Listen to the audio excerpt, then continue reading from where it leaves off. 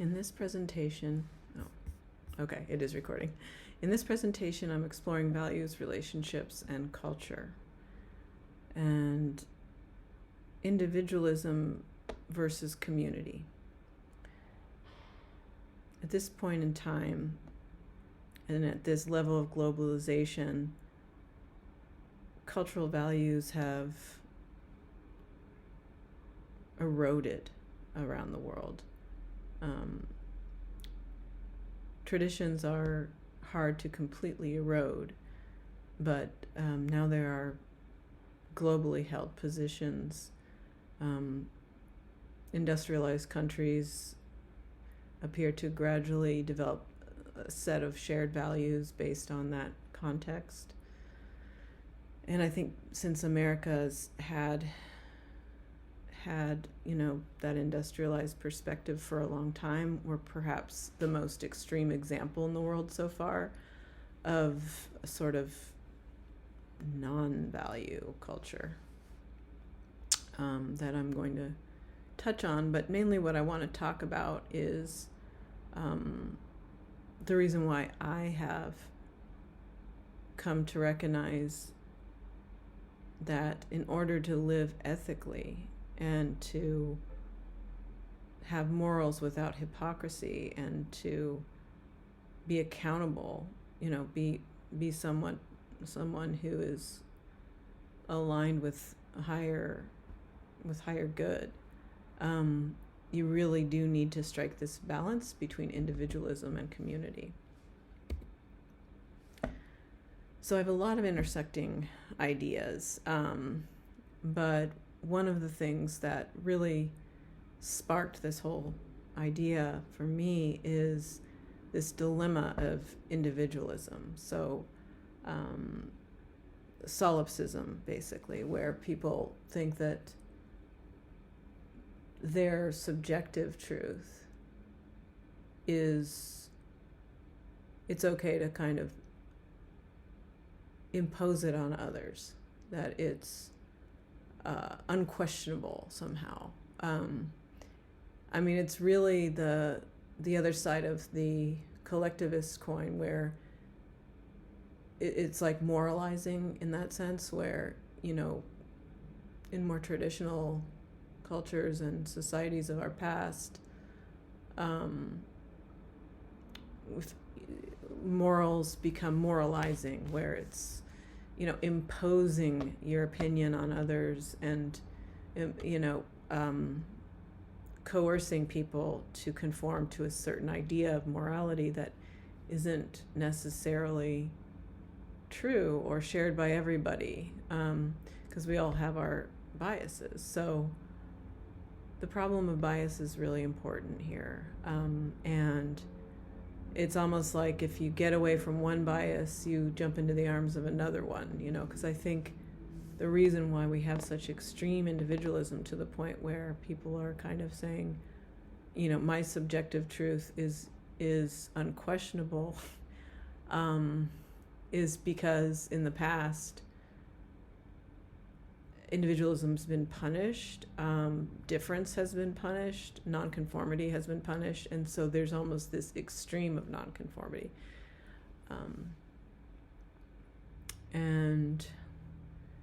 So now we're in a situation where there's just no accountability. People can, and they feel justified to behave however they want to others because it's the quote-unquote truth of their heart. And it's like this therapy speak people use to make it seem like it's somehow acceptable, but it's really very unethical and immoral. And it's also just vague, because, it's subjective, it's random at times. So this is something I'm reflecting pretty deeply on these days. The other thing about the, subjectivity is that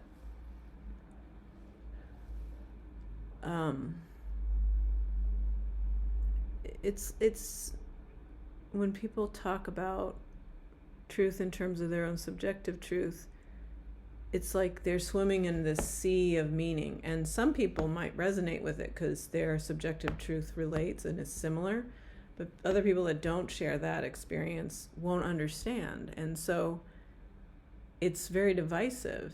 And I think some people may be doing it unintentionally, but it doesn't change the fact that it's divisive. You have to try to reach other people and communicate with them and be understandable to them.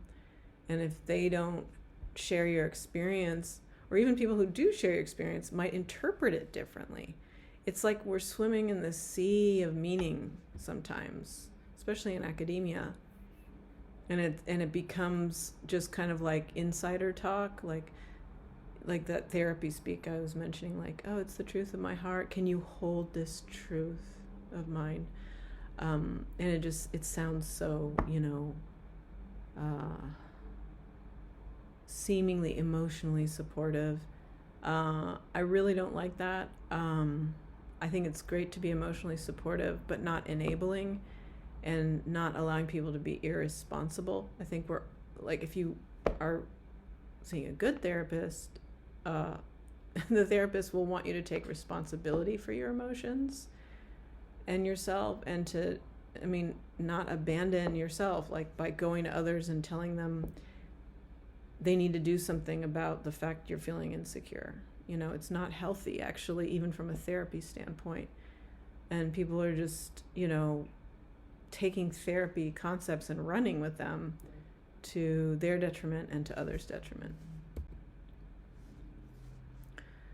So traditionally, we've had our village or our community to hold us accountable. Like, everyone knows who you are and sees how you act, and you have to be mindful of your reputation.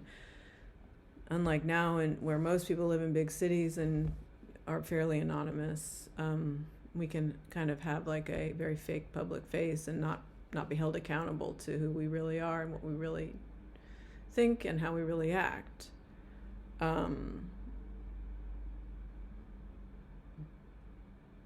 So we're obligated to create our own communities now, our own cultures. And that's one of the reasons why I decided to start going to church around October last year, because I realized, there might be a church that does resonate with my values. I don't need to just judge all churches based on my experience with certain ones. There's probably ones that are out there that, focus and emphasize on the things I appreciate about church. I've never been like, anti-church, but I've always been kind of like, well, I can't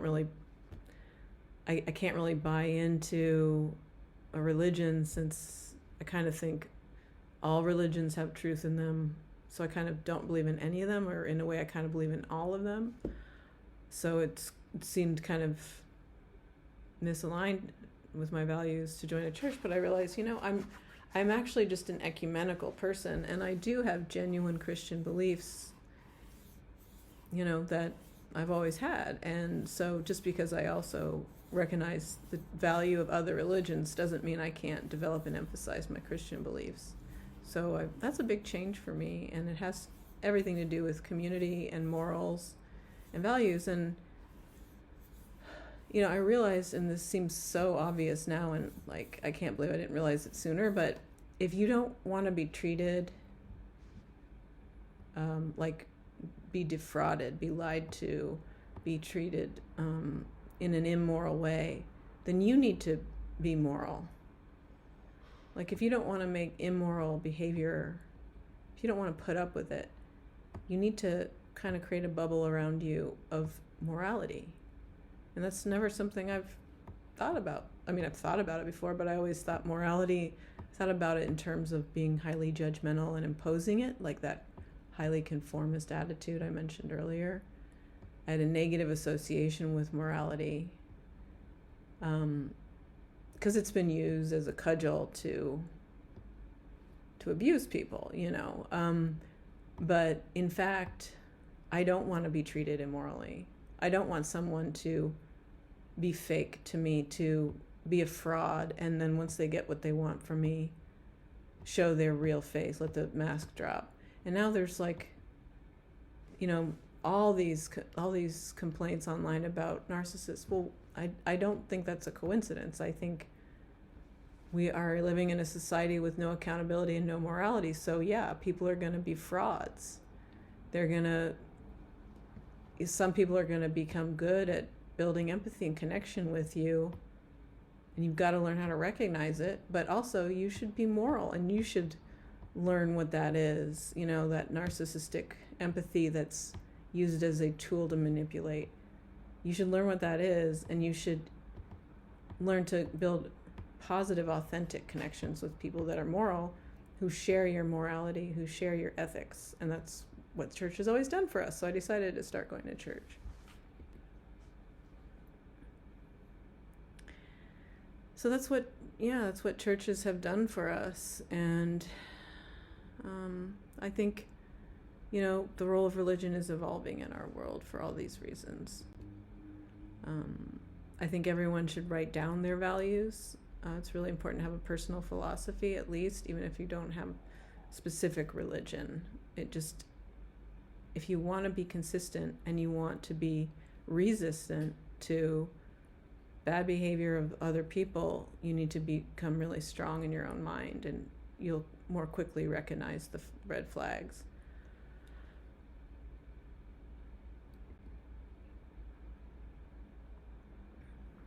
And then the other thing is forgiveness. Like,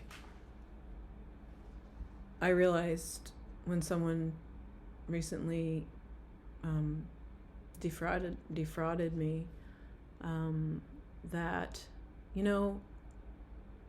it's hard to be moral, especially in this society where no one's holding you accountable.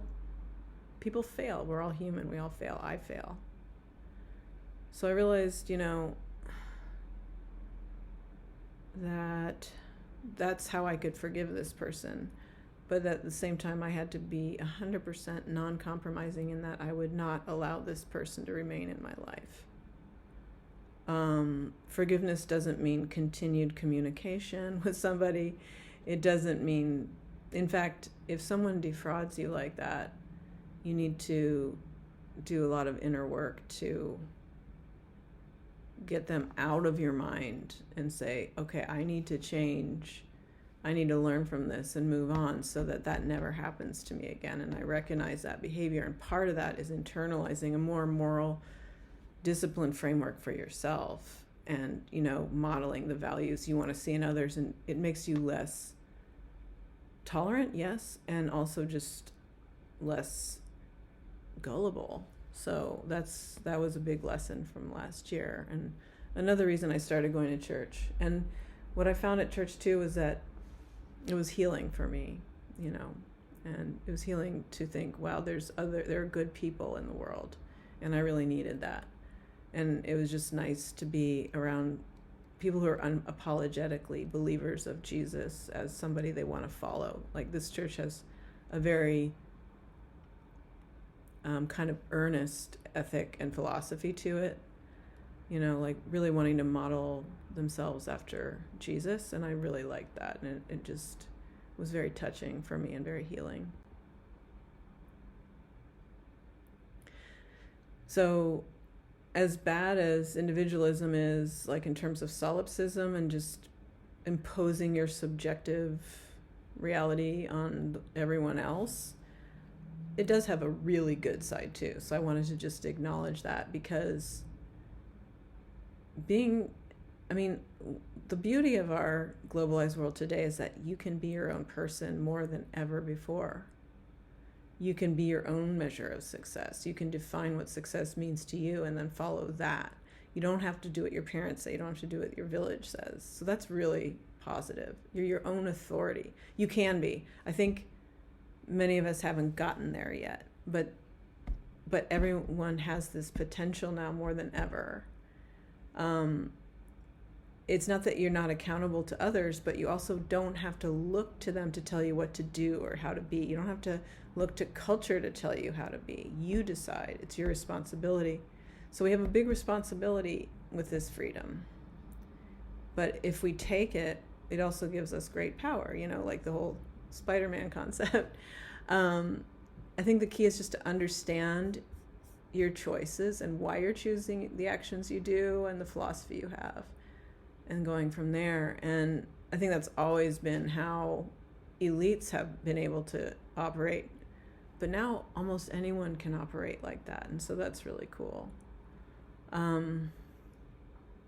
The other thing about developing your own philosophy like that is you can't be manipulated as easily. You're self-referential. You decide what's right for yourself. And so you can also find others who share your values and strengthen them through them. And you can more quickly cycle out bad actors or people who are just, damaged people who are frauds because they don't believe they're good people at their core. And they're just fake. And that's very sad. But tolerating that behavior is not going to help them. Being completely intolerant of it is the only thing that could possibly help them, because they have to learn from consequences. So, yeah. Anything else? Yeah, so just finding that balance, I think, between individualism and collectivism, and maximizing the benefits of both is the way that we're going to build the future we want. Thanks for your attention.